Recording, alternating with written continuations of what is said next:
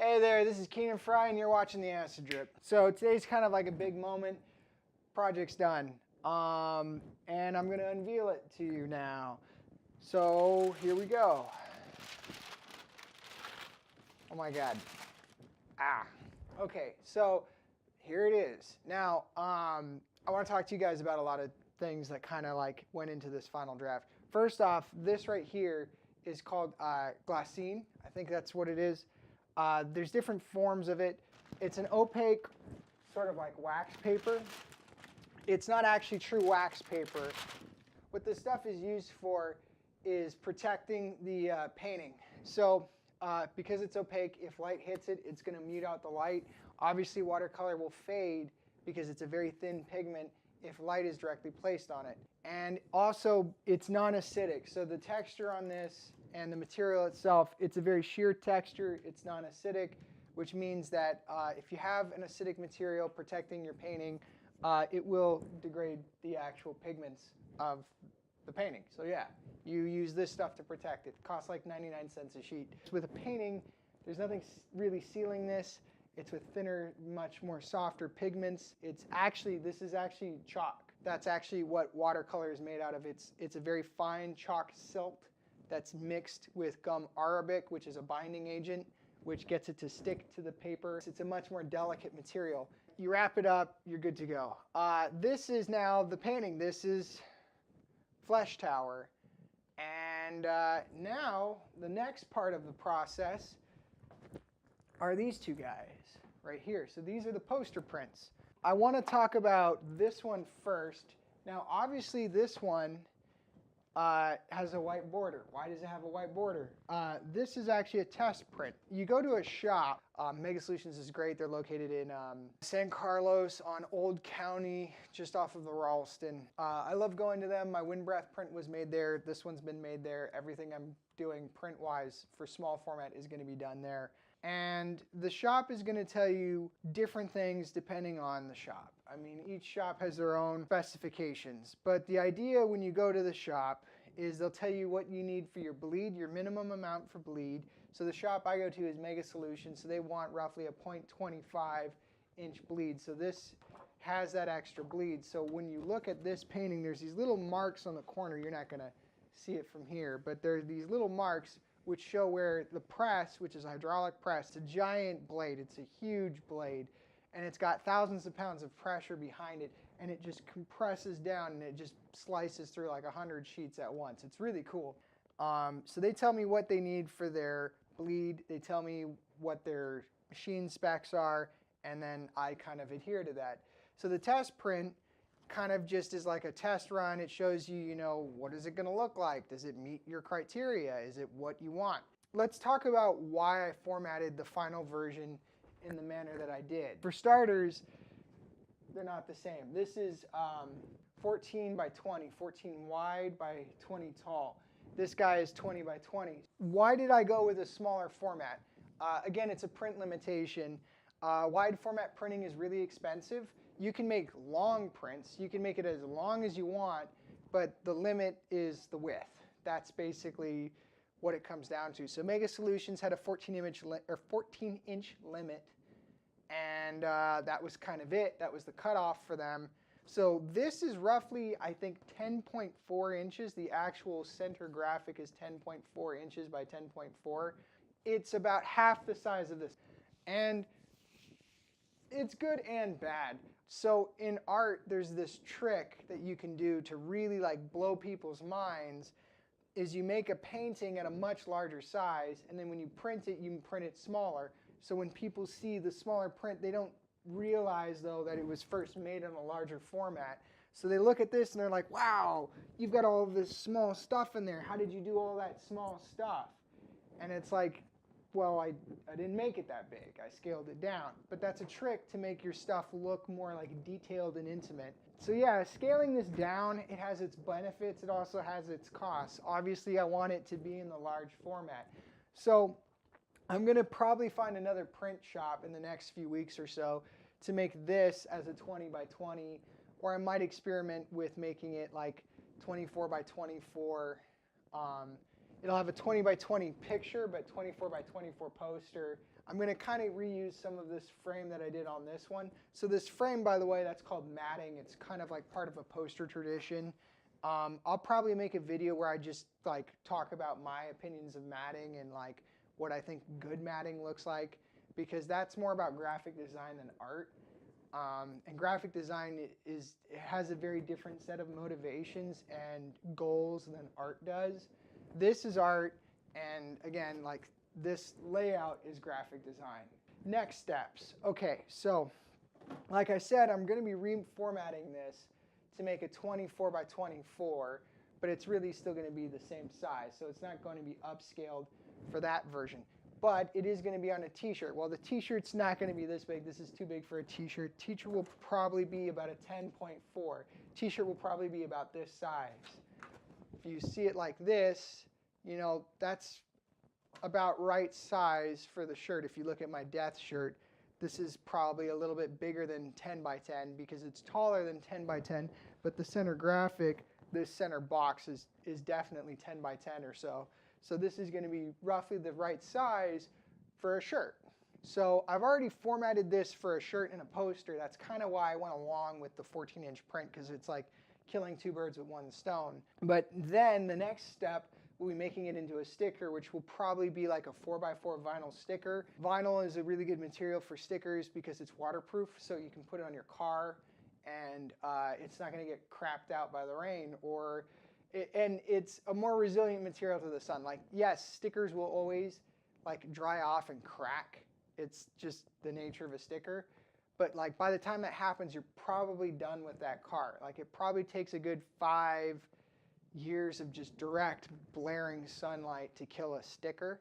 That being said, the other benefit of vinyl is you can peel it off of things. So if you want to peel the sticker off of your bumper, or you put it on your laptop and you want to peel it off, you can take it off. So there'll be another downscale, but then, and this is the one that I'm really excited for, will be the banner. So I have talked to some banner printers, and the banner printers, you know, depending on the material, it's going to be vinyl, but in this case, yeah, vinyl. And depending on who it is I go to, because I'm looking at an industrial printer to do it, but I might go to just a regular banner printer. Banners are this like finicky material. They really do degrade really easily. You have to be really careful with them. Like, just the size of them makes them more vulnerable to being damaged. Real qualification of the banner, while it's nice to have something that's a good quality print and is, you know, like clean looking, you really want something that's resilient. Because if a band is going on tour, they're going to roll this thing up, throw it in the back of a U-Haul, and drive to the Washington State. You know, they're going to drive up and down the West Coast with this thing in their car, right? You got to be able to roll it up, pack it up, unroll it really quickly, slap it together, and put it up on backstage. And then you got to go set up your drum kit. So you got to do all that in like 10-15 minutes, because that's how long you get as a sound check. So you really got to do things quickly. So I'm experimenting with making a frame system. That's something later on down the line I'll have to figure out how to do, is to make a metal frame so I can like go up to a band and say, look, my package includes the banner itself, and here's this frame that you can very quickly snap together, and boom, there it is. You can just put this up as your backdrop. But that's a little bit further down the line. The current banner that I'm going to print, it's going to be kind of like an experiment. You know, it's going to be 10 by 10, but the actual graphic is going to be 8 by 8. So when I got this photograph, obviously this is not 10 feet by 10 feet, let alone 8 by 8. In order to scale it up, there's a couple of tricks you can do. First off, if you use a very specific kind of lens, you can capture the image by zooming with the lens at a larger format. So these guys, basically using their wizardry of photography, they took 2 images of this at, I believe, 72 inches, and then they stitched them together. So now I have a 72 by 72, but 72 by 72 is still not roughly 120 inches, which is what I was looking to scale up to.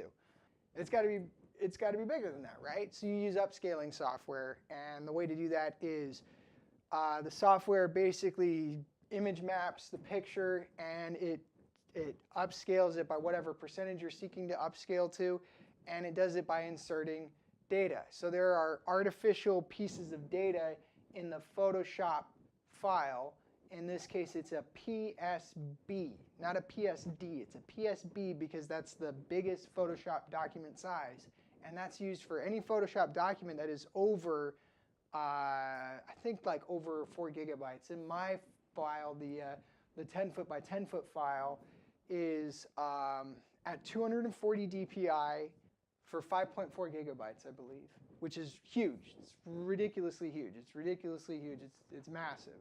So the thing about that is it's not actually going to be that big when I print it. It'll be downscaled a little bit from 10 feet to 8 feet, and it will be downscaled from 240 DPI to 150.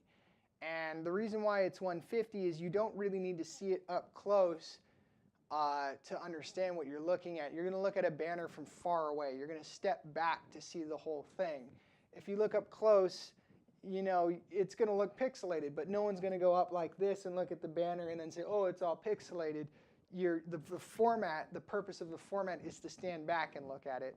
This great tech, his name was Adam. Phenomenal working with him. Thank you, Adam. Shout out to you and the Light Source crew.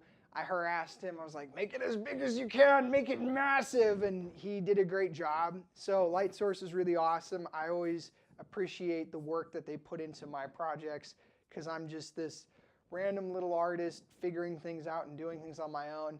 And they're working with like real pro photographers who are making like, you know, museum pieces and stuff. So the fact that they take the time out of their day to talk to me is really awesome, and I really appreciate that.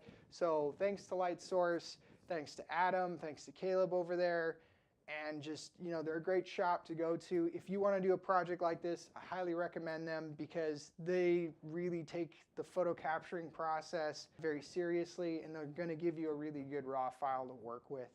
So I have the ability to make all of these assets because they gave me a raw file that's just massive. And I can just do all of these things with it because I have more material than I need. Yeah, it really helps to know how to go find a really good shop that can print your stuff. It really helps to go find a good photo capture service.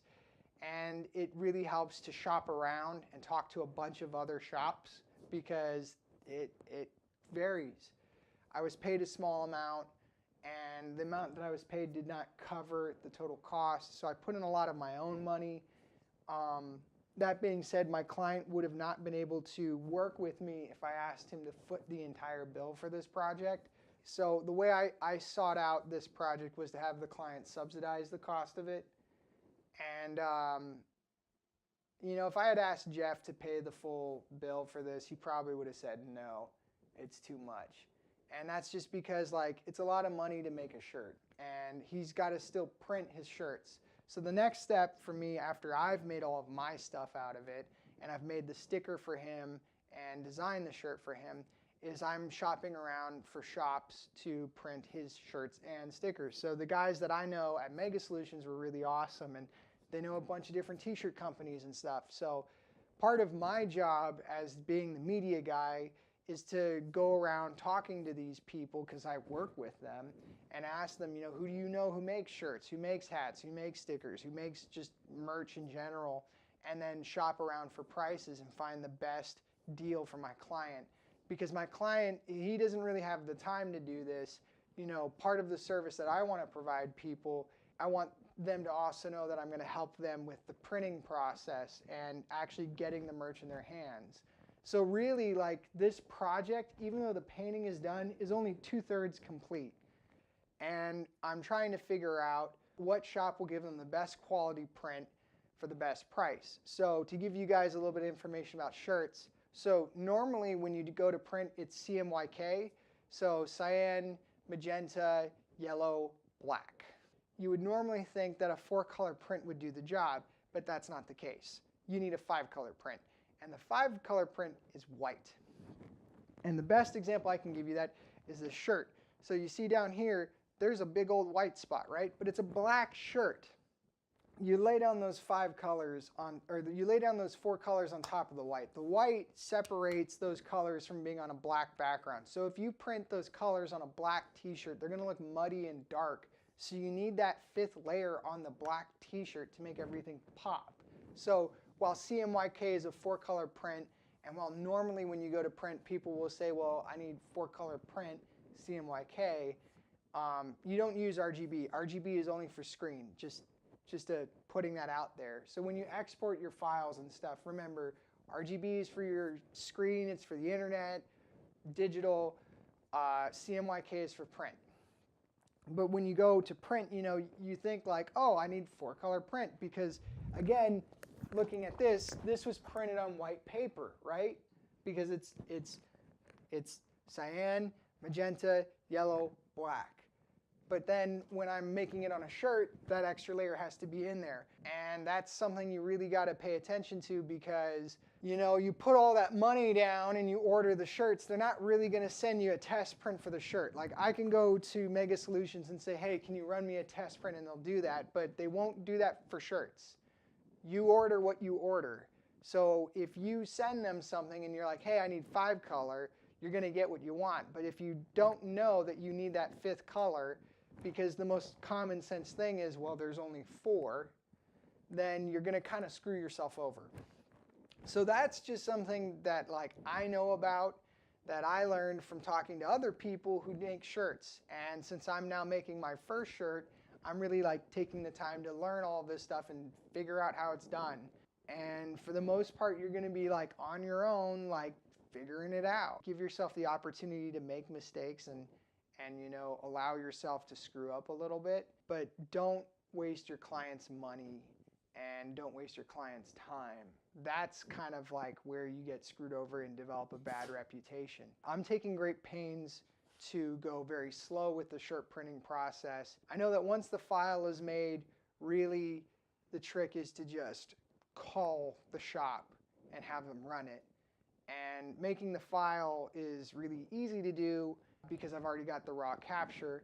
The trick now is figuring out which shop do I need to go to make the print. And I can't really format the thing until I know which shop I'm going to, and they're going to want it in a different way from each other. So that's kind of like the last phase of my part of this process and project as a whole, is now helping my client make the best decision possible to get the most bang for their buck and to get the best quality printed shirt and the best quality printed sticker. That's kind of like what your job is beyond just making the art, is like knowing how to go to print and knowing how to like make a good product and advocating on your client's behalf. Last thoughts, I got something cool to show you. This is something I'm kind of proud of. I put my own little kind of like monogram down here. You can't really see it because it's tiny, but it says Theaciddrip, theaciddrip.com. But that logo that you see there, that you also see on the site, this is the original. Boom. So the Theaciddrip logo, I really like it, but I'm going to redo it because this May is the 2-year anniversary of the Theaciddrip. In May, I'm going to launch a new logo, and I'm going to make the logo into a shirt and possibly embroidered hat. So this one you can't see, it's got a little graphic thing up there. But yeah, I'm going to look into making my own shirts and hats. So the other advantage of doing this project is that I've learned how to make shirts and hats for my client. Well, shirts in particular. I'll make hats for the first time when I do it. But I've learned how to make shirts now. I know how to do it. So now I'm going to do it for myself. Yeah, I guess that's it for now. This is, you know, me signing off for 2018. I don't really have anything else going on for 18 besides, you know, prepping all these files. 2018 was a really tough year, but it was really productive. 2017 was a really tough year, and I felt like I was spinning my wheels. So while 18 was really tough, I'm grateful that things actually like moved forward and worked out for me. I'm grateful for your support. I'm glad that I have this new teaching job. Yeah, I don't know what else to say except, you know, Merry Christmas, Happy Holidays, Happy New Year, and I will see you later. This is the Theaciddrip.